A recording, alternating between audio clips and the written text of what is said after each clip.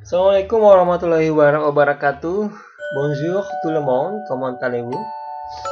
J'espère que vous allez bien et tout va bien. Kali ini kita akan belajar mengenai membuat kalimat sederhana dalam bahasa Prancis. Subjek, predikat, objek atau kalimat yang kita gunakan sehari-hari. Jadi temanya la phrase simple, kalimat sederhana. Mari kita mulai dengan menyimak conversation berikut ini. Bonjour. Bonjour. Je suis Louis. Moi, Louise. Jadi kalau laki-laki Louis, kalau perempuan Louise. Enchanté. Enchanté. Je suis étudiant. Vous êtes étudiant aussi? Non, je ne suis pas étudiant. Je suis enseignant. Est-ce que vous êtes française? Oui, je suis française. Êtes-vous indonésien? Oui, je suis indonésien. Qu'est-ce que vous faites ici? Je cherche l'ambassade d'Indonésie. Ah, elle est là derrière nous. Merci beaucoup, c'est très gentil. Derrière. Voilà. Jadi barusan itu adalah sedikit percakapan dalam bahasa Prancis. La phrase simple, kalimat sederhana. Kita membahas 3 bentuk kalimat. Yang pertama adalah la phrase afirmatif, suatu pernyataan yang positif.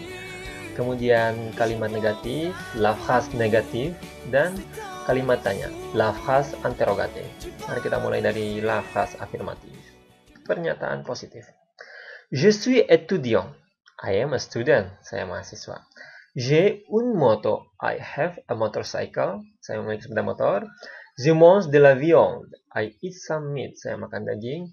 Je vois. I see. Saya lihat atau saya mengerti. Je finis. I finish. Saya menyelesaikan. Je bois. I drink. Saya minum. Je veux. I want. Saya ingin. Ini être. Ini avoir. To have. Memiliki. Ini mange dari manger. Makan. Voir dari voir, melihat. Fini dari finir, menyelesaikan. Boire dari boire, meminum. Veut dari vouloir, ingin. Mari kita lihat kalimat negatifnya.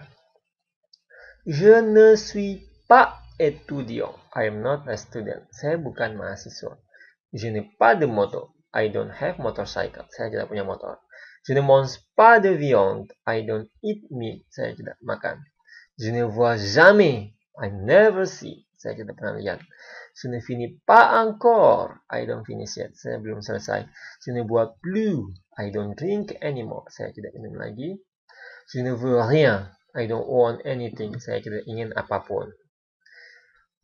Untuk membuat kalimat penyindakan dalam bahasa Prancis ditambahkan ne pas.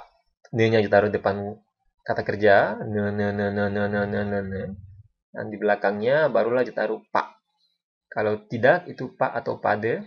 Bedanya adalah karena yang pade ini di sini ada sebuah. J'ai une moto, saya memiliki sebuah motor. Karena kalimat negatif, maka sebuahnya ini hilang. Sudah tidak punya lagi, jadi je n'ai pas de moto. Ini contoh yang kedua, je ne mange de la viande. Saya makan beberapa daging. Karena sudah negatif, tidak ada lagi kata beberapanya. Jadi ini harus hilang. Diganti dengan de saja. Je ne mange pas de viande. Oke. Sini untuk ke penyindakan yang lain tidak pernah itu menggunakan jamais. Jadi ne jamais, belum menggunakan pas encore. Ne pas encore. Kalau tidak lagi itu tambahin plus, ne plus. Kalau tidak apapun itu ne rien. Dalam percakapan, biasanya kita tidak menyebutkan ne-nya, hanya mengatakan di belakangnya saja. Je suis pas étudiant, j'ai pas de moto, je mange pas de viande, je ne vois jamais, itu bisa juga. Je finis pas encore, je bois plus, je veux rien. Dalam percakapan yang umum, tapi kalau dalam tulisan, ya tulisannya tetap seperti ini. Kemudian pas encore ini ada juga beberapa yang mengatakan pas encore, tapi saya lihat orang-orang di Prancis mengatakannya pas encore. Oke, sekarang kita lanjutkan di kalimat negatifnya. Vous êtes étudiant. Apakah Anda mahasiswa? Are you a student? Est-ce que vous mangez de la viande? Do you eat meat? Apakah Anda makan daging? Avez-vous des motos? Do you have motorcycle? Apakah Anda punya motor? Vous voyez qui? Whom do you see? Anda melihat siapa? Vous finissez quand? When do you finish? Kapan Anda selesai? Vous buvez quoi? What do you drink? Apa yang Anda minum? Anda minum apa? Qu'est-ce que vous faites ici? What do you do here? Apa yang Anda lakukan di sini? Pourquoi est-ce que vous voulez le rencontrer? What do you want to meet him? Mengapa Anda ingin bertemu dengannya? Où est-ce que vous habitez? Where do you live? Di mana Anda tinggal? Combien est-ce que ça coûte? How much does it cost? Berapa harganya? Perhatikan 3 kalimat yang pertama dulu. Vous êtes étudiant. Cara pertama membuat kalimat interrogatif adalah dengan menaikkan intonasinya menjadi intonasi bertanya. Vous êtes étudiant. Jadi bentuk kalimatnya tetap sama seperti afirmatif, hanya kita menaikkan intonasi. Kemudian yang kedua adalah est-ce que vous mangez de la viande? Dengan menambahkan kata est-ce que di depan kalimat. Kalimatnya tetap seperti afirmatif, tapi kita tambahin est-ce que. Est-ce que vous mangez de la viande? Dalam bahasa Inggris, est-ce que ini sama dengan do. Kemudian yang ketiga adalah dengan menukar posisi subjek dan kata kerjanya, tapi harus ditambahin garis datar. Avez-vous des motos? Jadi kalau kalimat afirmatifnya vous avez des motos. Anda memiliki motor. Untuk membuat pertanyaan, avez-vous des motos? Jadi itu ada 3 cara membuat kalimat pertanyaan dalam bahasa Prancis. Dengan menaikkan intonasi, vous êtes étudiant. Dengan menambahkan est-ce que di depannya, est-ce que vous êtes étudiant? Yang ketiga, dengan menukar posisi subjek dan kata kerja atau inversi menjadi êtes-vous étudiant. Tapi jangan lupa ditambahin garis datar seperti ini. Nah, untuk contoh selanjutnya, yang lainnya ini adalah pertanyaan 5W1H yang mengharapkan jawaban keterangan. Kalau ini kan jawabannya ya atau tidak. Nah, ini enggak lagi. Vous voyez qui? Qui itu siapa? Vous finissez quand? Quand itu kapan, when. Quoi itu what atau apa. Kemudian ini ke, sebenarnya ini ke apa. Jadi ke itu, apa itu ada 2 ya. Quoi dan ke. Cuma karena ini dia bertemu est-ce que, maka e-nya di sini hilang ganti apostrof. Kemudian pourquoi itu why, mengapa. Kemudian di mana itu où. Kemudian combien itu berapa. Di sini juga ada yang menggunakan intonasi. 3 contoh pertama. Vous voyez qui, vous finissez quand, vous buvez quoi, itu harus intonasi karena kalimatnya seperti afirmatif saja. Kalau yang selanjutnya itu menggunakan est-ce que. Est-ce que-nya ditaruh di depan kalimat tapi sebelum kata tanyanya. Ini qu'est-ce que vous faites ici? Jadi walaupun intonasinya nggak ada, karena sudah ada est-ce que, berarti dia bertanya. Qu'est-ce que vous faites ici? Pourquoi est-ce que vous voulez le rencontrer? Où est-ce que vous habitez? Combien est-ce que ça coûte? Pengucapan u di sini sama dengan u yang artinya atau, cuma kita lihat konteksnya saja. Où est-ce que vous habitez? Berarti otomatis artinya itu adalah di mana.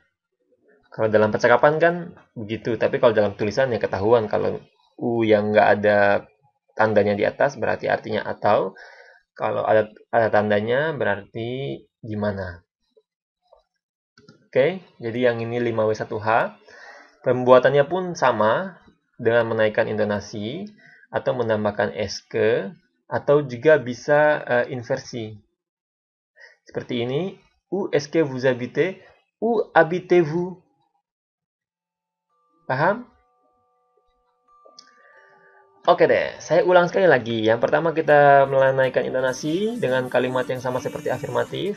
Vous êtes étudiant. Yang kedua menambahkan est-ce que di depan. Kalimat juga sama seperti afirmatif. Est-ce que vous mangez de la viande? Yang ketiga membalik atau inversi posisi subjek dan kata kerja. Avez-vous des motos? Untuk pertanyaan 5W1H, tetap dengan yang pertama dengan intonasi kalimat yang sama seperti afirmatif, vous voyez qui, vous finissez quand, vous pouvez quoi. Yang kedua menambahkan est-ce, tapi est-ce-nya ditaruh depan kalimat dan sebelum kata tanyanya, qu'est-ce que vous faites ici, pourquoi est-ce que vous voulez rencontrer, où est-ce que vous habitez, combien est-ce que ça coûte. Yang ketiga adalah dengan membalik atau melakukan inversi, contohnya ini, que faites-vous ici, pourquoi voulez-vous le rencontrer, où habitez-vous. Oke? Kita akan melanjutkan dengan video masing-masing untuk kalimat negatif dan kalimat interrogatif dengan contoh yang lebih banyak. Merci beaucoup pour votre attention. À très bientôt.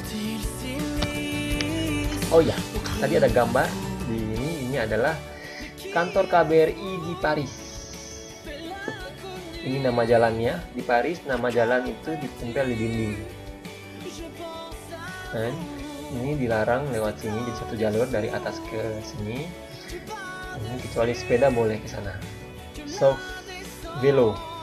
Perhatikan ini di jalanan ada tanda jalur sepeda. Ini mana-mana ada ya. Kemudian tidak ketahuan apakah ini KBRI apa bukan. Ya memang di Prancis itu, di Paris tidak boleh merubah apa eksterior dari suatu bangunan. Kita hanya bisa merubah di dalamnya saja karena di luarnya ini punya negara. Kayak contohnya ini bagian dalam ini, di sini pintu gerbang ini itu di sini ada penjaganya, kita masuk kasihkan kartu nama. Biasanya penjaganya nanya mau ngapain, kadang-kadang saya lucu kalau dia tanya seperti itu, ya mau masuk lah, ini kan KBRI. Jadi ada biasanya alasannya ke kantin. Ini gedung KBRI, ini taman ini dia tamannya. Nah ini kantinnya. Ini tempat ada yang nongkrong bapak-bapak staf KBRI suka ngobrol di dalam. Di sini tempat kantinnya, jadi jualan makanan Indonesia, jualan produk-produk Indonesia juga. Biasanya saya suka pergi ke sini tuh dimakan 6 euro sih, lumayan mahal tapi banyak, porsinya banyak banget. Bagus kan KBRI. Oke deh, itu saja dulu ya. Merci beaucoup pour votre attention. A plus.